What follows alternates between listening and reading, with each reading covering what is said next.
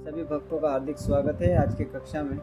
आज हम भगवद गीता के हम 23 अध्याय 2 का 23 नंबर श्लोक श्रवण करने वाले हैं। ने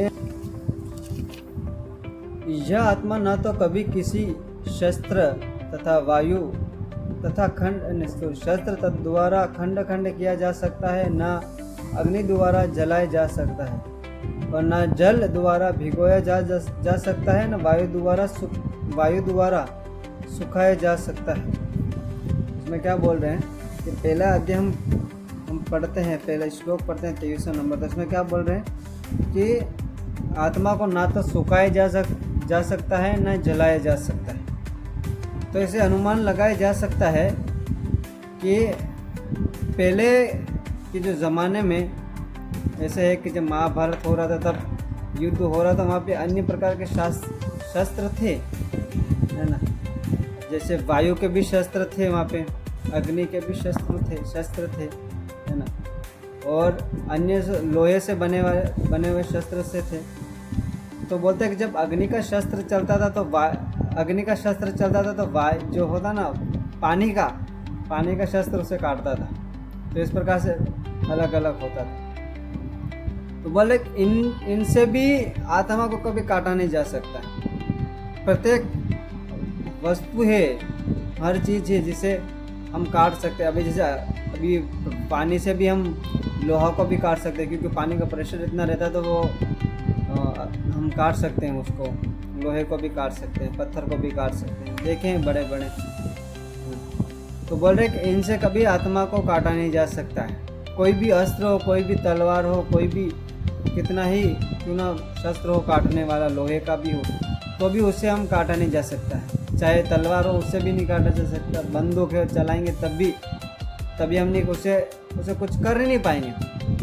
आत्मा को कभी काटा ही नहीं जा सकता। सुखाने की बात आए तो सूखा कितना भी कड़क धूप क्यों ना पड़े, तभी आत्मा को नहीं जो सुखाया जा सकता है। जैसे कि अहमदाबाद में अभी एरोप्लेन जो क्रैश हुआ था, उसमें इतना बोलते हैं कि जब वो क्रैश हुआ था उसका टेम्परेचर कम से कम 1000 प्लस से पहुंच गया था। उसका टेम्परेचर इतना भयंकर था। और आत्मा को उस समय उस शरीर से निकलते हुए 1 मिनट भी नहीं लगा होगा।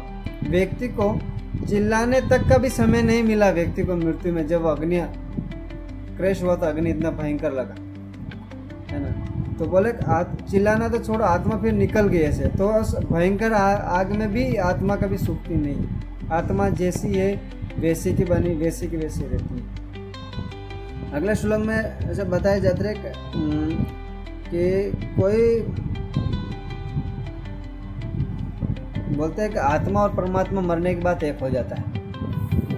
ये प्रश्न आता है, कई लोग बोलते थे अरे वो तो व्यक्ति मर गया है, वो तो भगवान के साथ मिलीन हो गया है। ऐसा हमने भी सुना है गांव में कई बार। या कई लोग बोलते हैं व्यक्ति मर गया तो भगवान के धाम चला गया, क्योंकि हमने इतने भी अच्छे कर्म नहीं किया कि हम इतने जल्दी भगवान के धाम चले जाएं। क्योंकि प्रभुपाद लिखते हैं हमने कई जगह लिखा है, बताया है, तो बता रहे हैं ऐसा कि मेरे इस आंदोलन में, जो चैतन्य महाप्रभु का आंदोलन है, ये जो चल रहा है, इसमें कम से कम व्यक्ति 100% तो भगवान के धाम नहीं जा पाएंगे।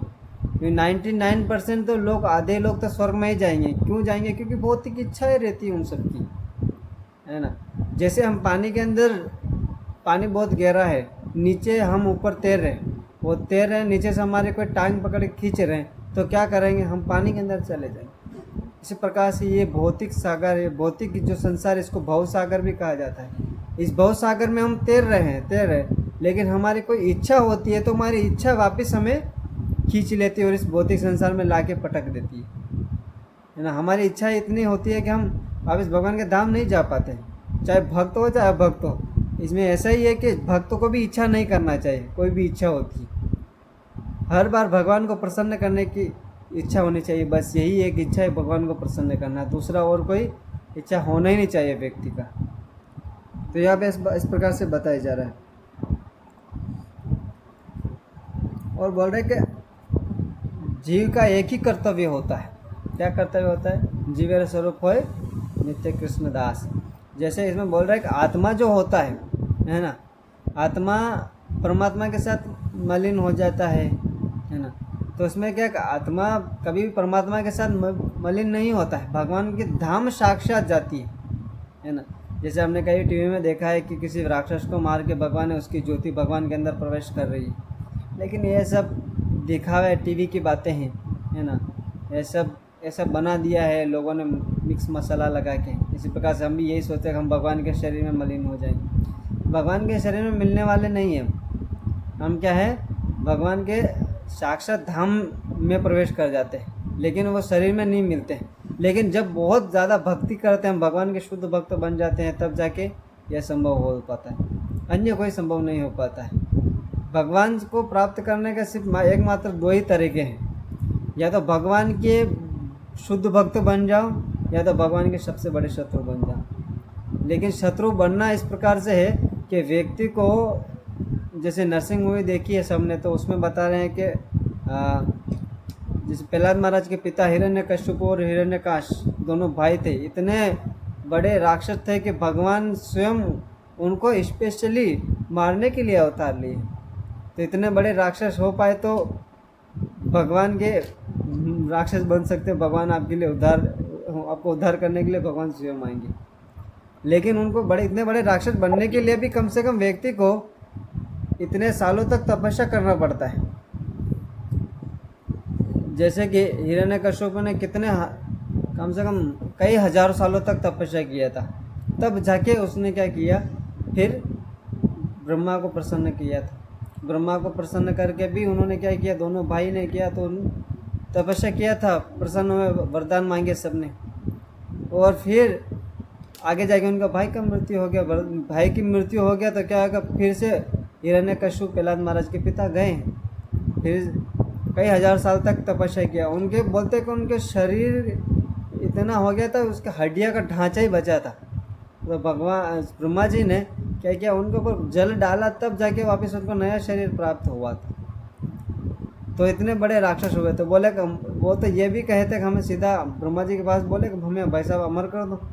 ब्रह्मा जी बोले, भाई 5 मुख से क्या बात कर रहे हो, अभी तक तो हम भी अमर नहीं हो पाए, हमारा 51वां साल चल रहा है, भगवान की तपस्या करते रहे, भगवान ने हमें अमरता का वरदान नहीं दिया। तुमने तो अभी 10,000 साल तक या इससे भी ज़्यादा के आपने किया है, तो क्या है कि आपको अमर कैसे हो जाएगा, कि मैं खुद अमर नहीं हूँ। अमर तो वही हो दे, अमरता तो उसी को प्राप्त होती है जो कि स्वयं अमर हो। भगवान तो अमर है। इसमें बोल रहे कि आत्मा भी अमर है ना। अर्जुन को भी तो ये बताया जा रहा, आत्मा अमर होती है, ये अनंत काल तक रहती है, इसकी कोई बनाने की कोई फैक्ट्री नहीं होता, इसका जन्म नहीं होता है। तो बोले आत्मा का कर्तव्य होता है, जीवेर स्वरूप हो नित्य कृष्ण दास। बोले कि आत्मा का एक ही कर्तव्य भगवान को प्रसन्न करना, भगवान की सेवा करना। लेकिन इस संसार में लोग ये हो गए कि आत्मा तो छोड़िए, शरीर को प्रसन्न करने के लिए क्या क्या मेहनत नहीं कर रहे हैं। 12 से 12, 24 घंटे भी गधे की तरह कार्य कर रहे हैं, और बोल रहे हैं कि हमारे लिए जीवन में यही सर्वश्रेष्ठ है। बस हमारा मतलब बोलते हैं कि बस कमाओ फिरो और ऐश करो, मौज करो, इस प्रकार से लोग बोलते रहते हैं। लेकिन भक्ति नहीं करना है। सोचिए, शरीर को चलाने के लिए व्यक्ति 8 घंटे 12 घंटा गधे की तरह परिश्रम कर रहा है, तो जो शरीर के अंदर जो हृदय रूपक देश में जो आत्मा बैठी है, उस आत्मा को चलाने के लिए कितना परिश्रम करना पड़ेगा, क्योंकि अनंत जन्मों तक ना हमने किया नहीं। बोलते हैं कि 24 घंटे होते हैं ना, बोलते हैं 24 घंटे में से 8 घंटे आपको क्या करना है, सोना है। सोना तो सो लीजिए, 6 घंटा सोना चाहिए। वैसे 6 घंटा सो सकते हैं, 2 घंटे में कपड़े धोना, भोजन करना इत्यादि वगैरह 2 घंटा। उसके बाद 8 घंटा आप जॉब कर सकते हैं। और बोल रहे हैं कि जो बाकी के जो 8 घंटे बचे हैं, वो 8 घंटे भजन करना चाहिए व्यक्ति। अगर व्यक्ति भजन नहीं करेगा तो क्या होगा, कम से कम अगर प्रभुपाद ने तो क्या बोला कि चलो 8 घंटे तो कोई नहीं कर सकता, तो कम से कम उस व्यक्ति को 2 घंटे निकाल के भगवान की 16 माला का जप तो ज़रूर करना चाहिए। लेकिन व्यक्ति इतना दुर्भाग्य है कि व्यक्ति 16 माला तो छोड़ी 1 माला भी नहीं कर पाता है ना। तो प्रत्येक व्यक्ति को कम से कम भगवान नाम का जप करना चाहिए। और हर व्यक्ति क्या करना है, हम जप कर रहे हैं तो हमारा तो उद्धार हो रहा है, साथ साथ में हम लोगों का भी उद्धार करना है। कि कृष्ण भक्त कभी भी अकेला भक्ति नहीं करता है, वो क्या करता है, सभी को गोष्ठी करके भगवान की भक्ति करते हैं और भक्त बनाते हैं, उनका संग लेते हैं, संग देते हैं और सभी को भगवत धाम लेके जाते हैं, है ना। तो हमारा भी तो यही कर्तव्य है ना। हम सब वैष्णव हैं, हमारा सबका कर्तव्य है क्या है, सभी को भक्त बनाना, कृष्ण की भक्ति सभी को प्रदान करना, क्योंकि हमारा कर्तव्य है। जारे देखो तारे कहो कृष्ण उपदेश, हमारा एक ही उपदेश है, क्या है, चैतन्य महाप्रभु ने कहा है, जहाँ पे भी देखो, जिस व्यक्ति को भी देखो, उनको क्या है, कृष्ण का उपदेश देना है और कोई उपदेश नहीं देना है। क्या प्रभुपाद तो ये भी कहे कि व्यक्ति को ज़्यादा ज्ञानी बनने की आवश्यकता ही नहीं है। क्या करना उस व्यक्ति को, बस जो पढ़ा है, जो आचार्य से वैष्णव से सुना है, वही उस व्यक्ति को बताना है। उस व्यक्ति को क्या होगा, जब आप उस व्यक्ति को कृष्ण भक्ति का प्रचार करोगे, उस व्यक्ति का जीवन भी सफल होगा। उस व्यक्ति का जीवन सफल होगा तो वो व्यक्ति हमारे लिए भगवान से प्रार्थना करेगा, जब भी मिलेगा तो भगवान से यही कहेगा कि हे प्रभु, अच्छा हुआ इस व्यक्ति ने आपने मेरे पास भेजा है, और भेजा है तो क्या इससे मेरा जीवन सुधर गया। मैं पहले कैसा था, है ना, किस प्रकार का था। जैसे कि मैं भी जब नया नया आया था, मुझे तो कुछ पता ही नहीं था भक्ति के बारे में, लेकिन जब मैं फर्स्ट बार गुजरात में आया था तो मुझे पता चला मंदिर में जाते, मेरे मित्रों की वजह से मैं इस्कॉन संस्था में आया, जुड़ पाया और भगवान की भक्ति गंभीरतापूर्वक कर पाया। बाकी पहले पता ही नहीं था ना कि भक्ति होता क्या है ना। भगवान बोलते हैं कि मैं अपने भक्त को मैं ढूंढ लेता हूँ, है ना। वो चाहे कहीं पे भी हो, चाहे नर्क में हो, चाहे पाताल में हो, चाहे स्वर्ग में कहीं पे भी हो, चाहे पृथ्वी पे हो, वो कहीं पे भी होंगे, तभी उसको मैं ढूंढ लेता हूँ। जैसे बोलते हैं, उदाहरण देते हैं कि कोयले की खान के अंदर, है ना, व्यक्ति हीरा ढूंढ लेता है, उसी प्रकार से भगवान क्या करते हैं, इस भौतिक संसार में व्यक्ति कहीं पे भी जन्म लिया हो, कौन सा भी गांव में जन्म लिया है, जिस व्यक्ति ने कृष्ण का नाम तक नहीं सुना है, भगवान क्या करते हैं, उस अपने भक्त को, पिछले जन्म की कोई भक्ति होती है, उस भक्ति के वजह से भगवान उसे ढूंढ लाते हैं और भक्तों के संग में उसको डाल देते हैं। और भक्तों के संग में डाल देते हैं तो क्या होता है, ऑटोमेटिक भक्ति होने लगती है। जैसे कि अभी हमारे गांव में मेले लगने वाला है ना, हमें जाना है दशहरा, रावण देखने जाना है। तो रावण देखने जाते हैं तो क्या हमें एक जगह खड़े हो जाए तो क्या होगा, ऑटोमेटिक भीड़ हमें उस स्थान पे पहुंचा देती है जहाँ पे रावण खड़ा है या रामलीला चल रही है, वहाँ पे पहुंचा देंगे, है ना। हम वहाँ पे एक जगह खड़े नहीं रह सकते क्योंकि भीड़ इतना होता है ना। इसी प्रकार से भगवान के भक्तों के संग में हम रहेंगे, है ना। हम भक्ति कर रहे हैं, लेकिन क्या करेंगे, भक्तों के संग में रह के भक्त लोग धक्का मार मार के हमें भगवान के धाम तक पहुंचा देंगे। तो यही भक्तों का लक्षण होता है, शुद्ध भक्तों का होता है कि भक्तों के संग में रह के व्यक्ति अपने आप उद्धार कर लेता है। तो प्रत्येक भक्त को, सभी भक्तों को वैष्णव बनाने चाहिए, भगवान नाम को जप करवाने के लिए और ज़्यादा लोगों को प्रेरित करना चाहिए ताकि वो भजन कर पाए, भगवान नाम का जप कर पाए, है ना। बोल रहे हैं कि जब जप क्या, हरे कृष्ण महामंत्र का जप करना चाहिए, सबको बताना चाहिए, हरे कृष्ण महामंत्र का जप करवाना चाहिए। अभी बोल सकते हैं हरे कृष्ण महामंत्र का जप क्यों, ओम नमः भगवते वासुदेवाय क्यों नहीं, कि बोलते कलयुग में सिर्फ हरि के नाम के अलावा दूसरा कोई नाम है ही नहीं, है ना। तो बोलते कलयुग के अंदर में क्या सभी लोग बीमार पड़े हुए हैं, है ना, अन्य प्रकार की बीमारी लगी हुई है, हर प्रकार की बीमारी लगी जिसकी कोई कल्पना नहीं कर सकते, लेकिन उन सभी बीमारियों का इलाज सिर्फ एकमात्र है हरि का नाम। यदि आप हरि का नाम लोगे तो आपकी सारी बीमारी दूर हो जाएगी। तो आप सबसे आशा है कि सभी लोगों को, जो लोग भव सागर में जो भव रोग लगा है, इन सभी लोगों को क्या करना है, आपको इन सबको मुक्त करवाना है, इस बीमारी से छुटकारा दिलाना। ये हरि नाम की दवाई ये सभी को दिलाना चाहिए। कोई ना कोई व्यक्ति, हर व्यक्ति एक परेशान होता है अपने जीवन में, है ना, कोई फ्रस्ट्रेट होता है, किसी के जीवन में बहुत सारी तकलीफ़ें होती हैं, है ना। तो इन लोगों के जीवन में तकलीफ़ें आती क्यों हैं, क्योंकि वो लोग इस शरीर को चलाने के लिए क्या कर रहे हैं, अन्य प्रकार की कार्य कर रहे हैं। सुखी रखने के लिए व्यक्ति क्या करता है, 12 घंटे जॉब करता है या काम करता है, उससे पैसा आता तो क्या करता है व्यक्ति, कपड़े लाते हैं, है ना, कपड़े लाते हैं या अन्य प्रकार की वस्तुएं लाएंगे, है ना, जिससे शरीर को सुख मिल सके। लेकिन शरीर को चलाने के लिए व्यक्ति इतना परिश्रम कर रहा है ना, आत्मा के चलाने के लिए कोई कार्य नहीं कर रहा है। इसलिए बोल रहे आत्मा को चलाने के लिए सिर्फ हरि का भजन है। जो हम हरि का अर्थ भी होता हरियाली, हमारा हृदय क्या है, सूखा है, सूखा बंजर की तरह है, वहाँ पे ना पानी है ना कोई हरियाली है। जब हरी इस बंजर जमीन रूपी हृदय में प्रवेश करेंगे तो हमारा हृदय हरियाली के रूप में हो जाएगा, अच्छे अच्छे गार्डन हो जाएंगे। और क्या होंगे, उस हम बोलते जब हृदय के अंदर या बगीचे के अंदर है ना कमल फूल इत्यादि तुलसी वगैरह सब रहते हैं, अच्छे अच्छे फूल के पौधे रहते हैं, तो अन्य देवता लोगों को तो छोड़ो, भगवान आते हैं हृदय के अंदर प्रवेश, क्योंकि भगवान सतोगुण सतोगुण रहते उस जगह पे प्रवेश करते हैं, है ना। हमारे हृदय भी सतोगुण होगा तब जाके हमारे हृदय में भगवान प्रवेश करेंगे, बाकी अन्यथा नहीं कर पाएंगे। जो लोग कभी कभार क्या होता है कि लोग भगवान का नाम हम बोलते हैं जप करने के, लेकिन कर ही नहीं पाते। वो क्यों नहीं कर पाते? क्योंकि वो अभी तक उनका हृदय शुद्ध नहीं हुआ है। हम कितने सौभाग्यशाली है, प्रभुपाद की कितनी कृपा है कि आज सबके माध्यम से, अब सबके माध्यम से और प्रभुपाद के माध्यम से हम सब लोग यहाँ पे बैठ के श्रीमद् भगवद गीता का श्रवण कर रहे हैं। बाकी अगर भगवद गीता के संबंधित कोई नहीं होता तो क्या आज हम यहाँ पे होते क्या कि भगवान की चर्चा कर पाते?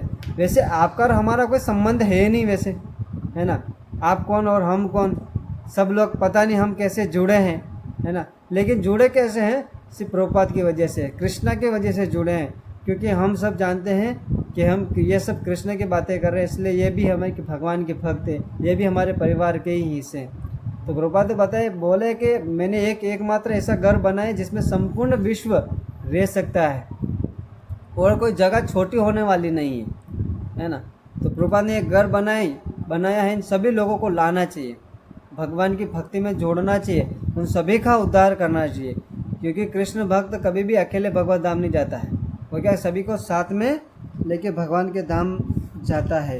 अगले श्लोक में भगवान कहते हैं कि बोले, अगला श्लोक में आता है, अथ चैन नित्य जातम नित्यम व मान्यसे मतम तथापि तत्वं महाबाहो नैनम शुचिता मर्हसि। बोल रहे हैं, किंतु यदि तुम यह सोचते हैं कि आत्मा अथवा जीवन का लक्ष्य सदा जन्म लेता है तथा सदा मरता है, तो हे महाबाहु, तुम्हारे शोक करने का कोई कारण नहीं है।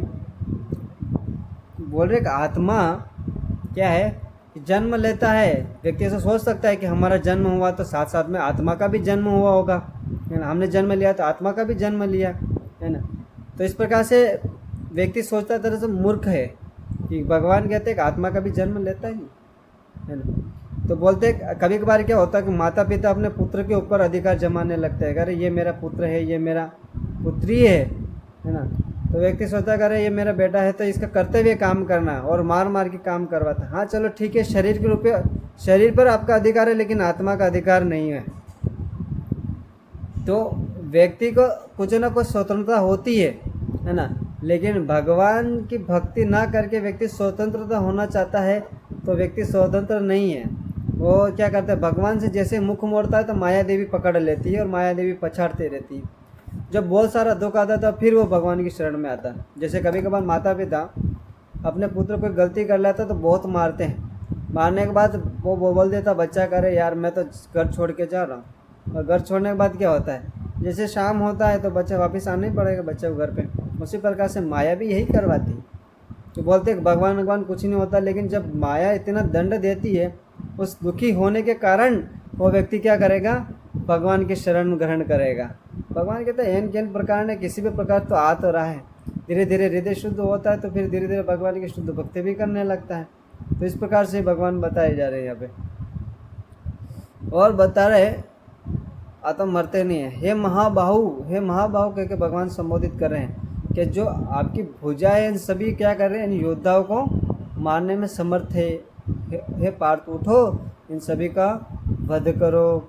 इसमें एक शब्द आया है, तात्पर्य में एक शब्द बहुत बढ़िया बताया प्रभुपाद जी, इसका अर्थ बताए सर्वगथा। इसका अर्थ बताते हैं कि आत्मा हर जगह उपस्थित है। आत्मा क्या है, हर जगह रहती है। हमने कहाँ सुना है आत्मा कहाँ रहती है, हमने ये तो सुना है कि सभी के हृदय में वास करती है, लेकिन इसमें प्रभुपाद तात्पर्य में बता रहे हैं कि आत्मा हर जगह रहती है, जैसे कि जल में रहती है, वायु में रहती है, अग्नि तक में रहती है। और क्या बता रहे हैं कि वो जमीन के जो समुंदर होता है, समुंदर में जो रेत होती है, उस रेत के अंदर भी जीव रहते हैं, आत्माएं रहती हैं। जैसे जल के अंदर कौन रहते हैं? जैसे जल के अंदर मछलियाँ रहती हैं। मछलियाँ कभी भी क्या करेगी? जब बाढ़ आएगी तो ऐसा थोड़ी है कि बाढ़ आ रहा तो आत्मा क्या करेगी, सॉरी मछलियाँ क्या करेंगी, किसी रूम में जाके छुप जाएगी। ऐसा हुआ है? कभी नहीं हुआ है। जब बाढ़ आती तो मछलियाँ और अंदर जाने का प्रवेश करती है ताकि वो बच पाए, लेकिन क्या करते हैं, लेकिन फिर भी वो बाहर फेंक जाती है और मारी जाती है। हर उस आत्मा और जीव हर जगह है, जल में भी रहती है आत्मा, हर जगह जीव रहते हैं, है ना। केकड़े रहते हैं, मछली रहते हैं, है ना, और क्या रहते हैं, कछुआ रहता है, अन्य प्रकार के जो भी है जो जीव रहते हैं, मगर रहते हैं, सांप रहते हैं, अन्य प्रकार के जो है जल में भी रहते हैं। बोले अग्नि में भी रहते हैं। अग्नि जब जलाते हैं तो अग्नि के अंदर जो बोलते हैं ना, जो छोटी छोटी चिंगारियाँ उठती है, बोलते हैं कि उनके अंदर भी आत्मा रहती है। तो कुछ उनका जीवन कितना होता है? एक क्षण का होता है। उड़ते हैं, जैसे वापस धरती पे गिरते हैं, अग्नि बुझ जाती है, और तो क्या होता है, तो वापस अंत हो जाता है, धूल में मिल जाता है। और वही चिंगारी यदि अगर किसी सूखी घास में हो जाए तो ऐसे बहुत सारा भयंकर बाघ बढ़ सकते हैं। तो उनके अंदर भी बोलते हैं कि आत्मा होती है। बोलते हैं हवा में भी होते हैं, जैसे हम श्वास ले रहे हैं उसके अंदर भी बोलते हैं कि उसके अंदर भी आत्मा होती है, क्योंकि वायु के ऐसे छोटे छोटे कण होते हैं जिसके अंदर अन्य सारे जीव रहते हैं। उदाहरण के लिए बताया जाए तो वायु में होने वाले जीव, जैसे कि पशु पक्षी है जो हवा में उड़ते हैं, है ना, ये क्या है, उड़ते रहते, ये भी एक हवा के पक्षी है ना।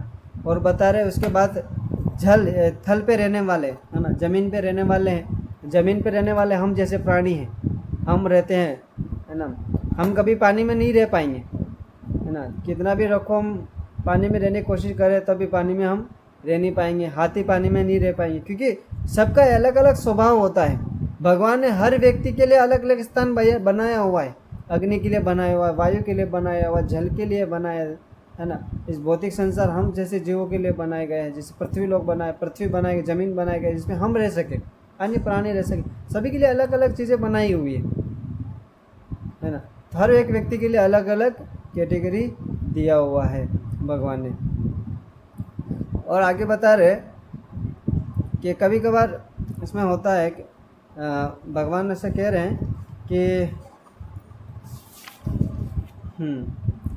आत्मा, कई लोग होते हैं जो बोलते हैं कि आत्मा कुछ होती नहीं, व्यक्ति के शरीर में आत्मा है ही नहीं। तो बोल रहे कि आत्मा कोई है नहीं। तो बोल रहे कि जैसे ये लोग, उनको ये जो होते हैं अज्ञानी लोग होते हैं, है ना।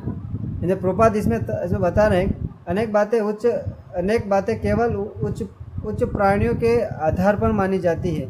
उच्च प्राणी यानी कि जो उसको जान चुका है ना, उस व्यक्ति क्या करेगा, वो बता पाएगा कि आपके शरीर के भीतर आत्मा है या नहीं। इसमें उदाहरण बताते हैं, कोई भी अपनी माता के आधार पर अपने पिता के अस्तित्व को स्वीकार नहीं करता। पिता के स्वरूप को जानने का साधन एकमात्र प्रमाण माता है। जैसे बोलते हैं हमारे पिता है, ये हमें कौन बताती है? हमारी माता बताती है। कैसे बताए? क्योंकि उसके पति है, उन्होंने उनका जन्म करवाया है ना। तो इस प्रकार बोल रहे एक माता को पता होता है कि ये आपके पिता है, और इसी प्रकार से हम क्या करेंगे, हम स्वीकार कर लेते हैं, हाँ ये मेरे पिता है। और क्या बताते, ये आपके भाई हैं, और ये आपके चाचा है, ये आपके बड़े पापा है, ये आपकी बहन है, ये आपकी बड़ी मम्मी है, ये आपके दादा हैं। इस प्रकार से बताते हैं तो हमें पता चलता है कि हाँ हमारी माता ने कहा वो प्रमाणिक है। इसी प्रकार से गुरु और आचार्य सब बताते हैं कि आपके शरीर के भीतर आत्मा है, और उस आत्मा का कर्तव्य होता है भगवान श्री कृष्ण की सेवा करना। और श्री कृष्ण की सेवा, अगर कहीं बोलते हैं कि हम तो आत्मा है, हम तो शरीर नहीं आत्मा है, तो आत्मा का कर्तव्य है भगवान के श्री कृष्ण की सेवा करना। लेकिन हम सेवा कहाँ करें? हम अपनी सेवा कर रहे हैं। भगवान ने इस शरीर को अंग, ये शरीर दिया है, ये भी भगवान का ही देन होता है। जैसे कि ये 5 उंगलियां होती है ना, इसका कर्तव्य क्या होता है? भोजन तोड़ के सीधा मुख में डालना, जिससे क्या है, भूख ऑटोमेटिक शांत होने। लेकिन ये जो अंग है, शरीर के अंग, ये बोले कि हम तो स्वतंत्र है ना, हम पेट मुंह में क्यों भोजन रखे भाई साहब, हम खुद उंगलियां खाने की कोशिश करेंगे, या प्यास लगे तो हम सीधा मुंह में क्यों डालें, कान में डालेंगे, आँखों में डालेंगे, है ना, या कहीं अन्य जगह डालेंगे। तो क्या उससे क्या शरीर संतुष्ट हो पाएगा? कभी नहीं हो पाएगा। ये तभी संतुष्ट होगा जब भोजन हाथों के मदद से मुख में जाएगा, मुख के माध्यम से पेट में जाएगा, तब जाके क्या होगा, सारे के सारी इंद्रियां भगवान की मतलब कार्य करने लगेगी। हाथ पाँव तभी चलेगा, बाकी नहीं चलने वाला है ना। इसी पर दूसरा उदाहरण ये भी देते हैं प्रभुपाद जी कि यदि आप पेड़ के अंदर जो जड़ है उसको पानी नहीं दे के पत्तियों को पानी दे रहे हैं, तो क्या पेड़ चलेगा, हरा भरा होगा? नहीं होगा। अगर व्यक्ति ये कह सकता है हमें तो यार जड़ से क्या लेना देना, हमें तो फल फूल चाहिए, वो ये दे रहा है ना, जड़ में पानी डालने की आवश्यकता है क्या है? हाँ चलो ठीक है, दे रहा है, लेकिन वो कि ज़्यादा समय तक नहीं दे पाएगा। जब पानी की आवश्यकता होगी तो वो नहीं दे, पानी नहीं मिल रहा तो वो क्या करे, धीरे धीरे फल भी सूखने लगेंगे, फल भी नहीं आएंगे, फूल भी नहीं आएंगे, धीरे धीरे पत्ते भी झड़ जाएंगे और धीरे धीरे पेड़ सूखने लगेगा। इसी प्रकार से हमारी भक्ति भी है। हम क्या कर रहे हैं, हम भक्ति नहीं कर रहे तो हम क्या करें, धीरे धीरे हम भी सूख जाएंगे, भगवान के धाम नहीं जा पाएंगे। हमारा जो कि परम लक्ष्य है भगवान श्री कृष्ण के धाम जाना, भगवान श्री कृष्ण का शुद्ध कृष्ण प्रेम प्राप्त करना, वो हम कभी नहीं कर पाएंगे। वो हम तभी कर पाएंगे जब भगवान की सेवा करेंगे, जब भगवान को प्रसन्न करेंगे, ये तभी संभव हो पाएगा, अन्यथा नहीं संभव हो पाएगा। ओके, यहाँ तक किसी का कोई प्रश्न है?